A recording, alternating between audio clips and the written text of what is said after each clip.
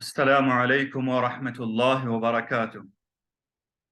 الحمد لله والصلاة والسلام على رسول الله وبعد. يقول الله عز وجل: والفجر وليال عشر.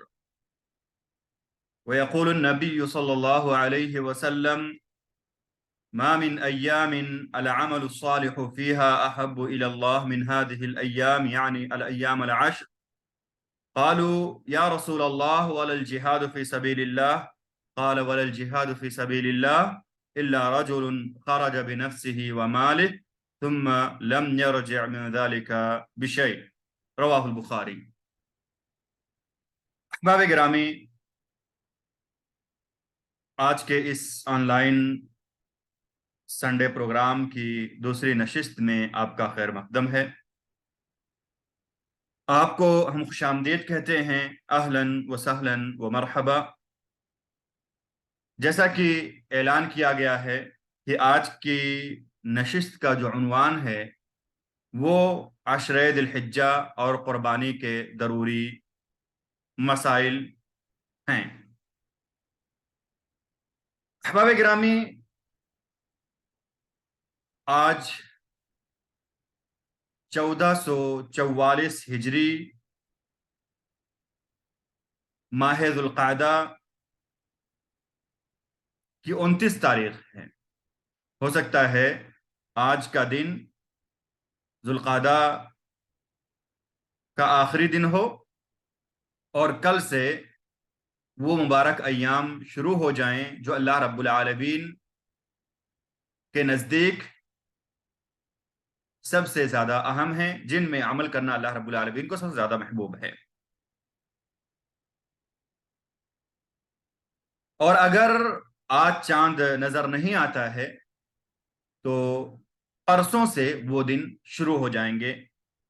اس لیے مناسب معلوم ہوا کہ ماہ ذو الحجہ کے جو پہلے 10 دن ہیں ان کی اہمیت کیا ہے، ہمیں کس طرح سے ان دنوں میں نیک اعمال میں ایک دوسرے سے آگے بڑھنے کی کوشش کرنی چاہیے، اور اسی طرح سے قربانی کے جو ضروری احکام مسائل ہیں ان کو بتا دیا جائے، یہ ہم نے ضرورت محسوس کی۔ احباب گرامی، اللہ رب دو جہاں نے ہمیں اس کائنات میں صرف اور صرف اپنی عبادت کے لیے پیدا فرمایا ہے، اور ہم جو بھی اعمال کرتے ہیں ان کا بدلہ بروز قیامت ہمیں ہی ملے گا۔ یوں تو ہمیں ہر وقت اپنے خالق کی بندگی میں کوشاں ہونا چاہیے، اپنے خالق کی بندگی کرتے رہنی چاہیے، اور نیک اعمال میں ایک دوسرے سے آگے بڑھنے کی ہماری ہمیشہ کوشش رہنی چاہیے۔ تاہم اللہ رب العزت نے اپنے نیک بندوں کے لیے کچھ ایسے مواسم عطا فرمائے ہیں جن میں ہمیں نیک اعمال کے تئیں معمول سے زیادہ کمر بستہ ہو کر مختلف و متنوع اعمال صالحہ سے اپنے میزان حسنات کو بھاری کرنے کی تگ و دو کرنی چاہیے۔ ابھی کچھ دنوں پہلے ماہ رمضان کا مبارک مہینہ ہم سے رخصت ہوا، اس میں ہم نے خوب نیک اعمال کیے۔ اب اللہ رب العالمین نے یہ 10 دن کے قریب ہمیں کر دیا ہے۔ اللہ تعالی ہمیں ان 10 دنوں کو نصیب فرمائے، اور اللہ رب العالمین ہمیں ان 10 دنوں میں نیک اعمال کر کے اپنے آپ کو اللہ رب العالمین کا قریب بنا لے۔ ہم اللہ رب العالمین ہمیں توفیق عطا فرمائے۔ میرے بھائیوں، اللہ رب العالمین نے بہت سے مواسم خیرات ہمیں عطا کیے ہیں۔ رمضان ہے، اس کے بعد عشرہ ذی الحجہ ہے، اس کے بعد اللہ رب العالمین نے محرم کا مہینہ ہمارے لیے عطا کیا ہے، جن میں نیک اعمال کر کے ہم تھوڑے اعمال کریں گے مگر ان کا ثواب اللہ رب العالمین ہمیں بڑھا کر دیں گے۔ ان نیکیوں کے موسم بہار میں سے، نیکیوں کے جو مواسم بہار ہیں انہی میں سے جو ذی الحجہ کا پہلا عشرہ ہمارے اور آپ سے بالکل قریب ہے، وہ بہت ہی فضیلت والے دن ہیں۔ اللہ رب العالمین نے قرآن مجید میں اس مبارک عشرے کی قسم کھائی ہے، جو کہ ان کی اہمیت پر واضح دلیل ہے۔ اللہ تعالیٰ فرماتے ہیں والفجر وليال عشر۔ جمہور مفسرین نے اس آیت سے ذو الحجہ کے پہلے عشرے کو مراد بتایا ہے۔ حافظ ابن کثیر رحمہ اللہ نے بھی اسی قول کو راجح کہا ہے کہ اس سے عشرے ذی الحجہ مراد ہے۔ اس کی وضاحت بخاری شریف میں عبداللہ ابن عباس رضی اللہ عنہما سے مروی حدیث سے بھی ہوتی ہے۔ نبی کریم صلی اللہ علیہ وسلم نے ارشاد فرمایا ہے ما من ایام العمل الصالح فيها احب الى الله من هذه الايام قالوا یا رسول اللہ ولا الجهاد في سبيل الله قال ولا الجهاد في سبيل الله الا رجل خرج بنفسه وماله ثم لم يرجع من ذلك بشيء۔ یعنی کوئی بھی دن ایسے نہیں ہیں جن میں نیک عمل کرنا اللہ رب العالمین کو ان ایام یعنی ماہ ذو الحجہ کے پہلے عشرے میں عمل کرنے سے زیادہ محبوب ہوں۔ صحابہ کرام نے عرض کیا اے اللہ کے رسول صلی اللہ علیہ وسلم، کیا دوسرے دنوں میں کیے گئے جہاد بھی ان ایام میں کیے ہوئے نیک اعمال سے بہتر نہیں ہوں گے؟ نبی کریم صلی اللہ علیہ وسلم نے فرمایا ہاں، جہاد بھی ان ایام میں کیے گئے نیک اعمال کے برابر نہیں ہوں گے، سوائے اس کے کہ کوئی شخص اپنی جان اور مال کے ساتھ جہاد کے لیے نکلا ہو پھر ان میں سے کسی کے ساتھ واپس نہ آیا ہو۔ اور مسند احمد میں حضرت عبداللہ ابن عمر رضی اللہ عنہما سے مروی ایک دوسری حدیث میں نبی کریم صلی اللہ علیہ وسلم نے ارشاد فرمایا ہے کہ ما من ایام اعظم ولا احب الى الله العمل فيهن من هذه الايام العشر فاكثروا فيهن من التهليل والتكبير والتحميد۔ ان 10 دنوں کے علاوہ کوئی اور دن ایسے نہیں ہیں جن کے نیک اعمال اللہ رب العالمین کے نزدیک زیادہ عظمت والے اور پسندیدہ ہوں، چنانچہ ان دنوں میں زیادہ سے زیادہ تکبیر پڑھتے رہو، اللہ کی حمد و ثنا سے اپنی زبان کو تر رکھو۔ حافظ ابن کثیر رحمہ اللہ، حافظ ابن حجر رحمہ اللہ ان دنوں کی اللہ کے نزدیک اس قدر فضیلت ہونے کی وجہ بیان کرتے ہوئے فرماتے ہیں کہ ان ایام کی فضیلت اس لیے ہے کیونکہ اللہ نے ان دنوں میں اسلام کے تمام اہم عبادات جیسے روزہ، نماز، حج، صدقہ، ذکر و تکبیر کو یکجا کر دیا ہے، جو کہ دوسرے دنوں میں ایک ساتھ جمع نہیں ہوتے ہیں۔ یوم عرفہ اور یوم النحر بھی انہی دنوں میں سے ہے۔ مطلب یہ ہے کہ ان دنوں میں تمام تر عبادات کو اللہ رب العالمین نے جمع کر دیا ہے، جس کی وجہ سے اللہ رب العالمین کے یہاں ان دنوں کی بہت زیادہ فضیلت ہے، بہت زیادہ قدر و منزلت ہے، ان دنوں کا بہت بڑا مقام اللہ رب العالمین کے یہاں ہے۔ محترم سامعین و ناظرین، جو باتیں اب تک ہم نے سنی ان سے ہمیں ماہ ذو الحجہ کے پہلے عشرے کی فضیلت کا بخوبی اندازہ ہو گیا۔ ہمیں چاہیے کہ ان مبارک ایام کو غنیمت جانتے ہوئے ہم ان دنوں میں مستحب اعمال جو ہیں حج اور عمرہ، جن کو اللہ تعالیٰ نے استطاعت دی ہے، اس طرح سے روزہ، نماز، صدقہ، تلاوت، دعا، ذکر و اذکار، توبہ و استغفار، تکبیر و تحمید، صلہ رحمی و دیگر نوافل کا زیادہ سے زیادہ اہتمام کریں۔ واضح رہے کہ یہ گنتی کے چند دن ہیں، یہ ایام معلومات ہیں، مختصر سے دن ہیں، گنتی کے چند ہی دن ہیں، رخصت ہو جائیں گے، پھر پتہ نہیں اگلے سال یہ دن ہمیں نصیب ہوں یا نہ ہوں۔ لہٰذا ہم ان گنے چنے دنوں میں اپنے نفس سے مجاہدہ کرتے ہوئے اسے عبادت الہی کا عادی بنائیں، اور جو اعمال ہم نے سنے ہیں ان میں ایک دوسرے سے ہم آگے بڑھنے کی ٹھان لیں، ایک دوسرے سے آگے بڑھنے کی ہم کوشش کریں، سبقت کریں۔ نیکیوں میں ہمیں چاہیے کہ ہم ان لوگوں کو دیکھیں جو زیادہ نیک اعمال کرتے ہیں، اور دنیا داری میں ہم ایسے لوگوں کو دیکھیں جو ہم سے نیچے والے ہیں۔ دینداری میں ہمیں اوپر والوں کو دیکھنا ہے، اور دنیا داری میں ہمیں نیچے والوں کو دیکھنا ہے۔ اس سے ہمارے دل کو سکون ملے گا اور ہم اطمینان کی زندگی گزار سکیں گے۔ اللہ رب العالمین نے نیکیوں میں آگے ایک دوسرے سے بڑھنے پر لوگوں کو ابھارتے ہوئے سورہ عنکبوت کی آیت نمبر 69 میں فرمایا ہے کہ والذین جاہدوا فینا لنہدینہم سبلنا وان اللہ لمع المحسنین۔ جو لوگ ہمارے دین کے خاطر کوشش کرتے ہیں ہم ان کو ضرور بے ضرور اپنے راستے دکھا دیں گے، اور یقیناً اللہ تعالیٰ نیک عمل کرنے والوں کے ساتھ ہوتا ہے۔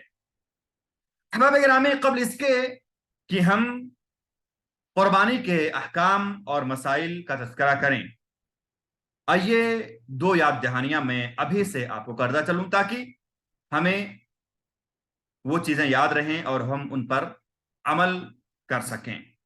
پہلی چیز یہ ہے، پہلی یاد دہانی یہ ہے کہ ذو الحجہ کا چاند دیکھنے کے بعد قربانی کا ارادہ رکھنے والے حضرات قربانی کرنے تک ناخن، بال وغیرہ نہ کاٹیں، جیسا کہ مسلم شریف کی روایت ہے۔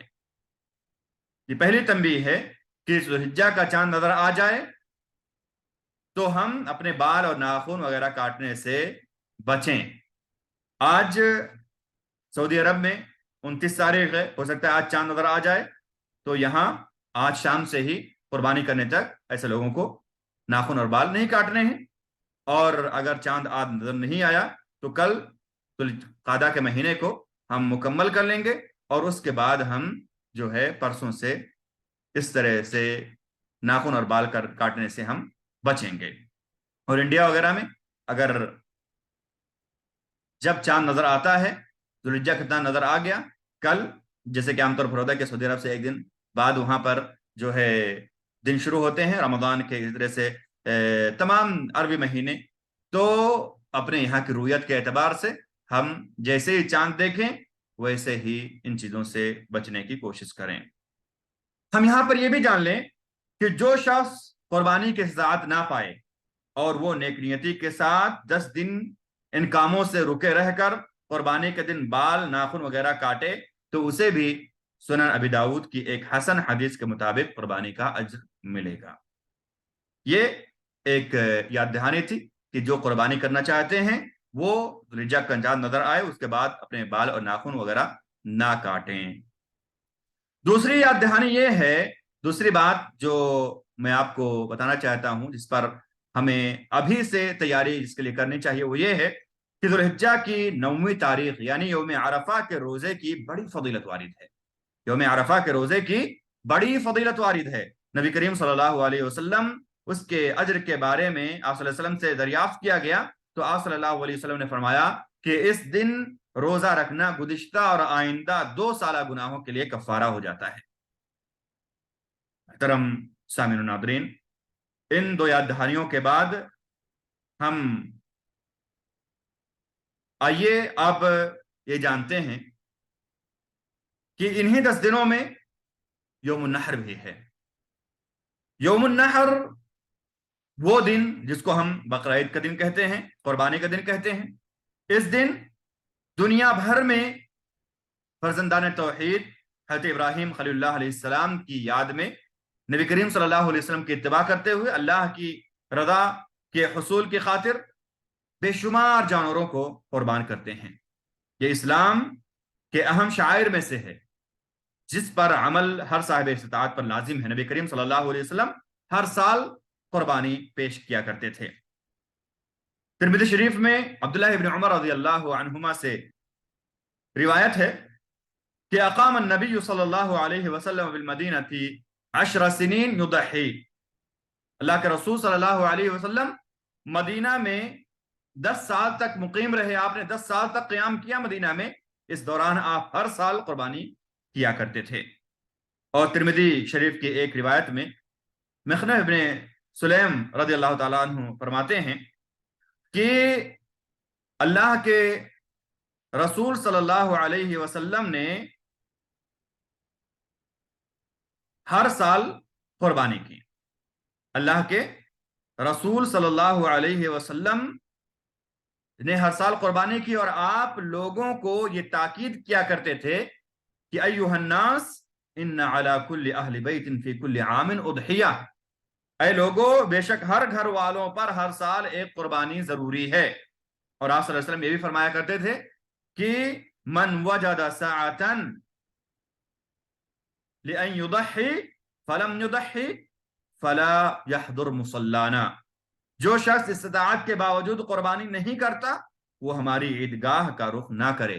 یہ مستدرک حاکم کی روایت ہے اور علامہ البانی نے اسے حسن قرار دیا ہے۔ ان احادیث سے قربانی کی اہمیت اور اس کا متعقد ہونا واضح ہو گیا. بہت تاکیدی حکم ہے قربانی کے بارے میں، لہذا استطاعت کی صورت میں ہمیں قربانی نہیں چھوڑنی چاہیے، بلکہ خلوص نیت کے ساتھ لازمی طور پر ہر سال قربانی ہمیں کرنی چاہیے.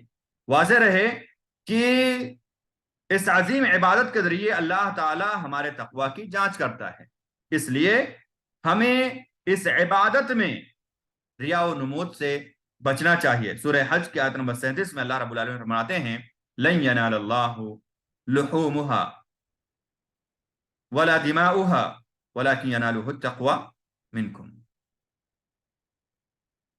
اے لوگو یہ جان لو کہ اللہ تعالی تمہاری قربانیوں کے گوشت اور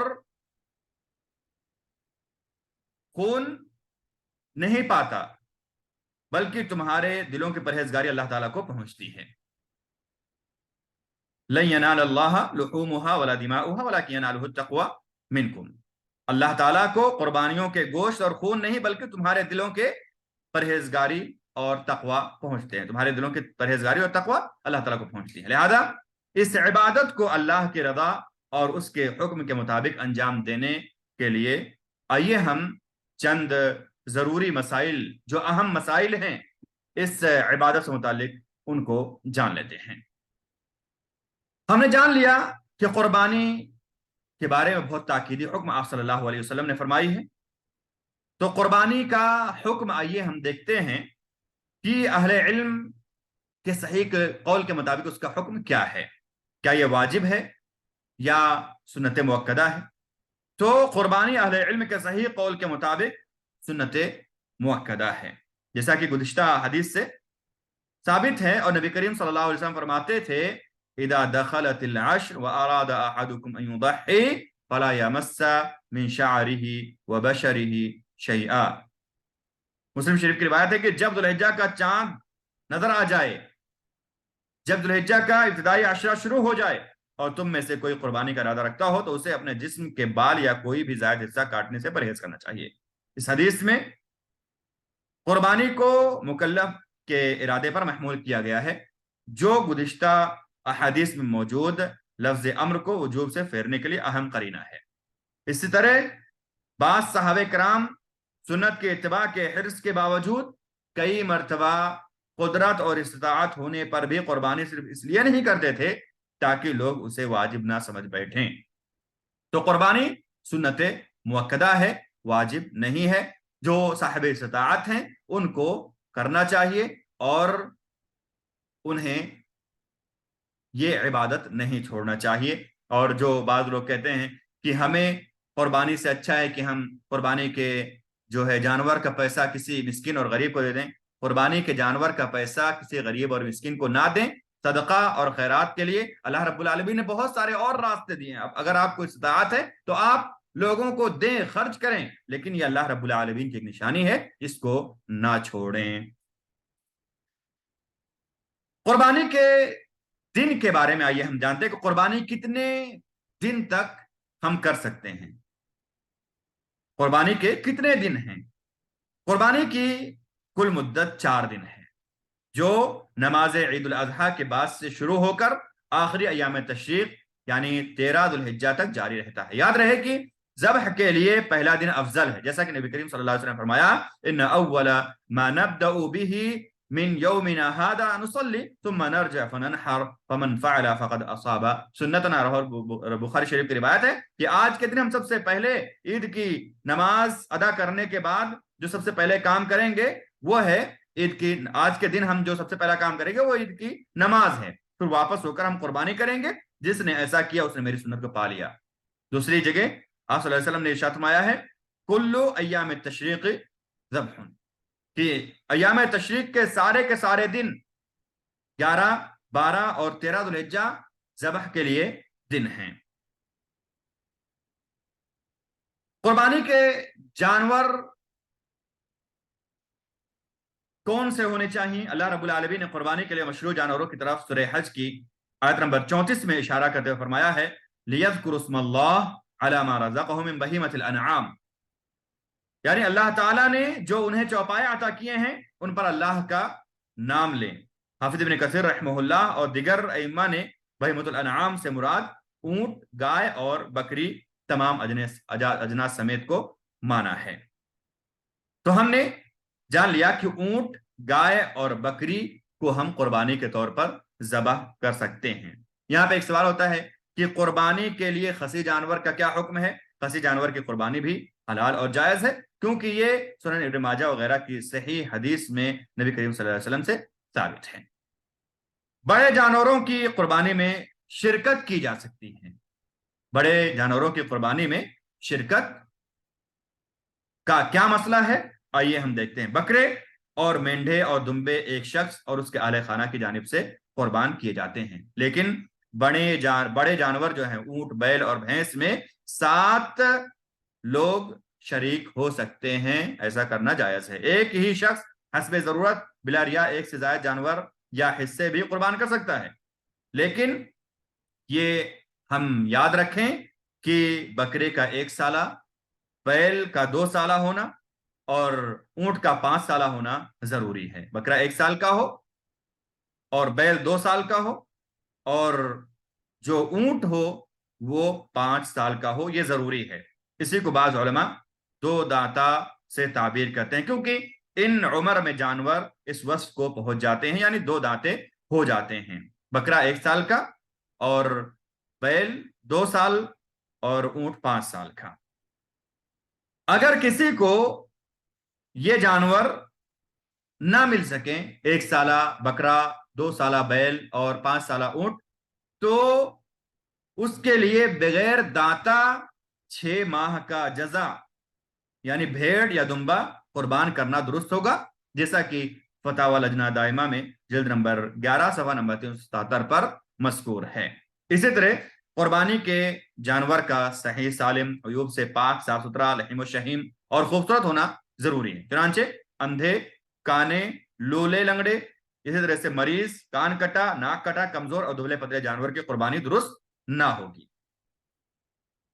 ہم نے اس نقطے میں قربانی کے جانور کے بارے میں جان لیا، قربانی کے جانوروں کی عمر کے بارے میں جان لیا، کتنے لوگ شرکت کر سکتے ہیں بڑے جانوروں میں، اور کیا عیوب ہیں ہم نے یہ سبھی جان لیے، اور کیا محبوب صفت ہیں قربانی کے جانور کے لیے وہ ہم نے جان لیا۔ اب آئیے ہم جانتے ہیں کہ قربانی کا طریقہ کیا ہے۔ قربانی کا جانور اپنے ہاتھ سے ذبح کرنا افضل ہے۔ گائے، بیل، بھینس اور بکرے کو ان کے بائیں پہلو پر لٹائے ہوئے ذبح کرنے والا جانور کے گردن پر اپنا پیر رکھ کر بسم اللہ اللہ اکبر اللہم ھذا من ولک اللہم ھذا عنی یا اللہم تقبل منی کہتے ہوئے تیز دھار والی چھری کو جانور کی گردن کے کسی بھی حصے پر اس طرح چلائے کہ اس کا حلق یعنی سانس کی نلی، مری کھانے اور پانی کی نلی اور گردن کے گرد موجود دیگر 2 رگیں کٹ کر خون بہ نکلے۔ اور اگر قربانی ذبح کرنے والے کے علاوہ کسی اور کی طرف سے ہے تو وہ منی یا انی کی جگہ عن یا من کہہ کر اس شخص کا نام لے گا۔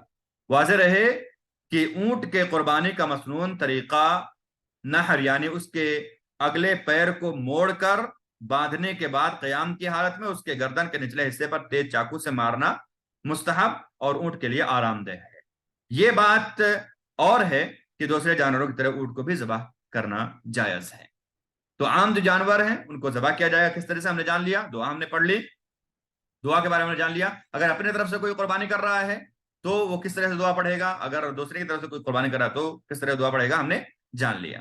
اور اونٹ کو نہر کیا جائے گا، نہر کا طریقہ بھی ہم نے جان لیا۔ یہاں پہ ایک مسئلہ جو ہمیشہ پوچھا جاتا ہے وہ یہ ہے کہ میت کی طرف سے قربانی کا کیا مسئلہ ہے۔ تو قربانی دراصل زندوں کے حق میں مشروع ہے، جیسا کہ اللہ کے رسول صلی اللہ علیہ وسلم اور آپ کے صحابہ رضی اللہ عنہم اجمعین اپنے اور اپنے اہل وعیال کی جانب سے قربانی کیا کرتے تھے۔ البتہ اگر زندوں کے ساتھ مردوں کے شمولیت کی بھی نیت کر لی جائے یا میت نے وصیت کی ہو تو یہ صورتیں جائز ہیں، لیکن اگر صرف مردوں کی طرف سے قربانی بغیر وصیت کے کیا جائے تو صدقہ پر قیاس کرتے ہوئے بعض علماء نے اسے جائز مانا ہے، نہ کہ انفرادی طور پر میت کی طرف سے قربانی سنت رسول صلی اللہ علیہ وسلم سے ثابت ہے، اس لیے کہ آپ صلی اللہ علیہ وسلم یا آپ کے صحابہ میں سے کسی سے بھی اپنے فوت شدہ اقارب کی طرف سے خاص قربانی ثابت نہیں ہے۔ اسی طرح سے ایک سوال جو آتا ہے وہ یہ ہے کہ نبی کریم صلی اللہ علیہ وسلم کی طرف سے قربانی کا کیا حکم ہے؟ تو ہم جانتے ہیں کہ بسا اوقات عقیدت کے طور پر بعض لوگ رسول اللہ علیہ وسلم کی طرف سے بھی قربانی کرتے ہیں جو کہ غیر شرعی عمل ہے، کیونکہ اس پر کوئی دلیل نہیں۔ رہی بات سنن ترمذی میں یا ابو داؤد میں حضرت علی رضی اللہ تعالیٰ عنہ کی روایت جس میں دو مینڈوں میں سے ایک اپنی اور ایک نبی کریم صلی اللہ علیہ وسلم کی طرف سے قربانی کرنے کا ذکر ہے، تو وہ راویوں میں کلام کے سبب ضعیف حدیث ہے۔ اگر بالفرد اسے صحیح مان لیا جائے تو یہ وصیت کا معاملہ ہوگا، جیسا کہ بعض روایت میں وصیت کی تصریح بھی موجود ہے کہ آپ صلی اللہ علیہ وسلم نے حضرت علی رضی اللہ عنہ کو وصیت کی تھی۔ تو اگر وصیت تھی تو اس میں کوئی حرج نہیں ہے، لیکن جو حدیث ابو داؤد اور ترمذی وغیرہ میں موجود ہے وہ راویوں میں کلام ہے اس حدیث کے، اور وہ ضعیف حدیث ہے۔ اب آخر میں ایک مسئلہ آتا ہے کہ قربانی کے گوشت اور چمڑے کا مصرف کیا ہے؟ تو قربانی کے گوشت کا خود کھانا، رشتہ داروں، دوستوں، احباب کو کھلانا، محتاجوں میں تقسیم کرنا اور حسب حال غیر مسلمین کو ہدیہ کرنا بھی جائز ہے۔ یاد رہے کہ قربانی کے کسی بھی حصے کو بیچنا یا اس میں سے قصاب کو بطور اجرت دینا جائز نہیں ہے، خواہ وہ چمڑا ہی کیوں نہ ہو، لہذا اسے مستحقین یا ان کے وکلاء تک پہنچا دینا ضروری ہے۔ اللہ تعالیٰ سے دعا ہے کہ اللہ ہمیں ہمیشہ بالخصوص فضیلت والے ایام میں سنتوں کے مطابق نیک اعمال میں ایک دوسرے سے سبقت کی توفیق عطا فرمائے۔ اللہ رب العالمین ہمیں سنتوں کو سمجھنے، ان پر عمل کرنے، انہیں لوگوں میں عام کرنے کی توفیق عطا فرمائے۔ قولوا قولی ھذا واستغفر اللہ لی ولکم ولسائر المسلمین فاستغفروہ انہ هو التواب الغفور۔ السلام علیکم ورحمۃ اللہ وبرکاتہ۔ اگر کوئی سوال ہے تو آپ سوال کمنٹ میں کر سکتے ہیں، آپ کے سوالوں کے ابھی بھی جواب دے جائیں گے، اور اگر آپ یوٹیوب پر دیکھ رہے ہوں تو آپ وہاں پر بھی کمنٹ میں سوال کرتے رہیں، ہم آپ کے سوالوں کے اول باول جواب دیتے جائیں گے۔ اللہ ہم سب کو دین کے مجالس میں شرکت کرنے کی اور ان سے استفادہ کرنے کی توفیق عطا فرمائے۔ السلام علیکم ورحمۃ اللہ وبرکاتہ۔ سبحانک اللہم بحمدک اشہد ان لا الہ الا انت استغفرک واتوب